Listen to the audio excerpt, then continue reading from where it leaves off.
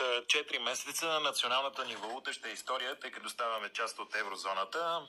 Това е и повод да обърнем поглед към историята на парите. Могат ли колекциите от ценни монети, банкноти да разказват историята на една държава? Оказва се, че е възможно и то по много интересен начин. Един от 10 колекционери на национални валути получи световно признание от най-авторитетната корпорация, оценяваща и сертифицираща ценните колекции в областта на нумизматиката, е българин. Костадин Везьов, родом от Банско, живее в Чикаго от 25 години, но интересът му към паричните знаци е още от юношеските му години. Издава 7 книги, в които представя най-ценните и редки монети от България, Съединените американски щати и дори е направил каталог подарък на съседите ни от Република Северна Македония. В колекциите му най-ценни за него са тези от родината му, а това му печели световно признание преди 5 години, когато печели признанието за юбилейните монети от времето на социализма. С Костадин Везьов, който е в топ 10 на притежателите на уникални колекции в света на нумизматиката, разговаря Кети Тренчева. Как приехте това признание? Очаквахте ли го? Готвихте ли се за него? През 2020 година, когато получих наградата, аз не съм се подготвил да получа тази награда, но това беше признание за България по-скоро, защото да може световната нумизматика да види, да разбере, че и България съществува на картата и с моята колекция победих много колекции от Франция, Германия, от цял свят. Явно тогава оценителите или там ръководството на международната организация NGC са преценили, че моя сет с точно тези монети е бил най-добрия нов сет в света. Сега много интересно, вие получавате това признание и тази награда с колекция, която от социалистическия период на България. Лично на мен това ми прозвуча страшно интересно. Защо? Тогава е имало интересни партиди, сечене на монети, юбилейни монети или какво? Защото монети имаме от освобождението насам. Да, значи първите български монети са от 1881 година, 2, 5 и 10 стотинки, които са сечени в Бирмингам, Англия. Преди да се въведе българския лев в България, първия български бюджет, се правят пробни монети сантим 1880 година и след това има още едно издание 1887. Има и два медала сантими, така наречени, за коронацията на Александър Батенберг и за коронацията на Фердинанд. Това са много интересни български парични средства, които не влизат в обращение, но са много ценни, защото това са си част от българската история. Много трудно съм ги намерил и за мен беше изненада, че аз получих награда точно за юбилейните монети от социализма, така наречения СОТ. Това са матгланцови монети, както се казва. Тогава има доста добри български монети, да речеме 5 лева сребърните, Паиси, Васил Левски, Иван Вазов, също и 10 левови сребърни монети. Има и доста златни монети, като първите златни монети Кирил и Методи. Така че има доста разнообразие през соца от монети. Най-много монети през социализма са отсечени 1981 година, когато всъщност честваме 1300 години България.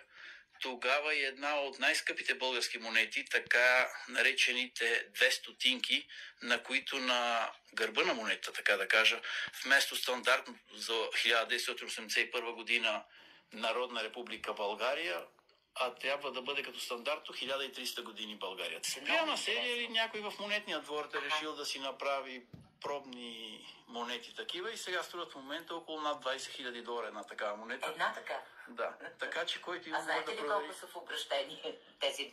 Те не са били в обращение тези монети. Известни са под 10 бройки най-вероятно.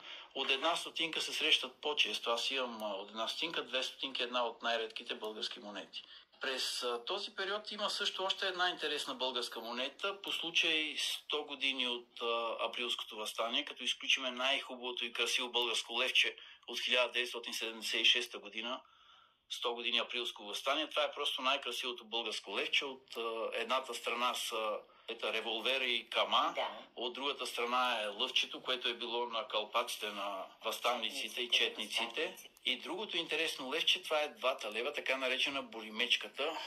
При първоначалното отсичане на монетата през 1976 година на гурта на монетата е трябвало да пише Батак, Панагюрище, Копривщица, обаче някакъв комунистически велможа, който е бил от село Бяла черква, след това става град Бяла черква, отива при Тодор Живков и му казва защо и Бяла черква не е поставено там. Като дала толкова свидни жертви. Обаждат се на БНБ, партидата е спряла, така че това също се получава един от най-ценните български монети. Макар че уточнявате винаги, че не сте историк, но с вашите колекции, особено монети и банкноти от България и каталозите, които правите, книгите, които издавате, разказват ли парите историята? Да, парите са си история. Аз за това уча българската история чрез българските монети, ако мога така да се изразя и да кажа.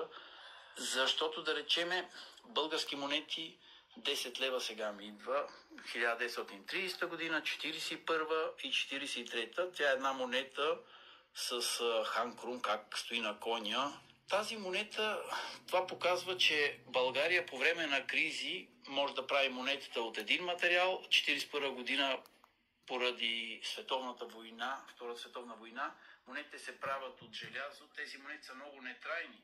Когато България е във възход, монетите се правят от благородни метали, от злато и от сребро. Когато България няма пари, се намалява. Питах ви не случайно за историята, защото разширявате вашите познания. Разбрах, че много четете. Но вие събирате и други неща, които са ценни и са част от историята на България.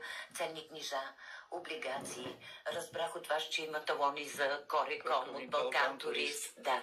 Защо го правите това? Защото ми е интересно. Нямам такава страст към събирането на българските банкноти, да речеме, но аз съм събрал почти всички български банкноти, държавни ценни книжа, облигации, талони на Кореком. Даже скоро се здобих с един талон на Балкан Турист. Това са 50 стотинки от 1965 година. В него са известни само 2 броя. Доскоро в българските каталози за банкноти нямаше такъв образец. Изобщо не се знаеше за съществуването. Имам си тръпка към събирането на тези неща. Така като казахме, че имате 7 издадени книги каталози. Да. Разбрах обаче, че сте бил изкушен да направите такъв каталог с монети и от мястото, където живеете. От колко години живеете в Чикаго? Аз живея в Чикаго от почти четвърт век. 24 години, 25. Имам каталози за американските 1-доларови монети, само че да си призная честно, аз ги издавам, събирам ги, живея в Америка от толкова години, но нямам тръпка такава, каквато имам за българските монети. Сега ми кажете каква ви беше тръпката за нашите комшии от Република Северна Македония.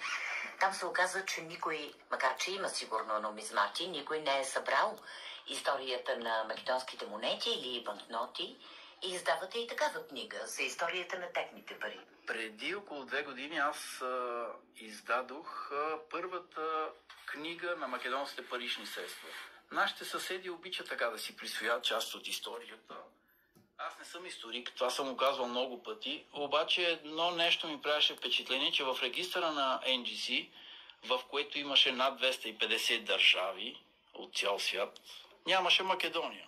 Викам, айде един банскалия от Пиринска Македония да им издаде каталог, защо? И за да не откраднат, както правят доста често нашата история, викам, айде първи да сме. Реших да им направя една книга, подарък.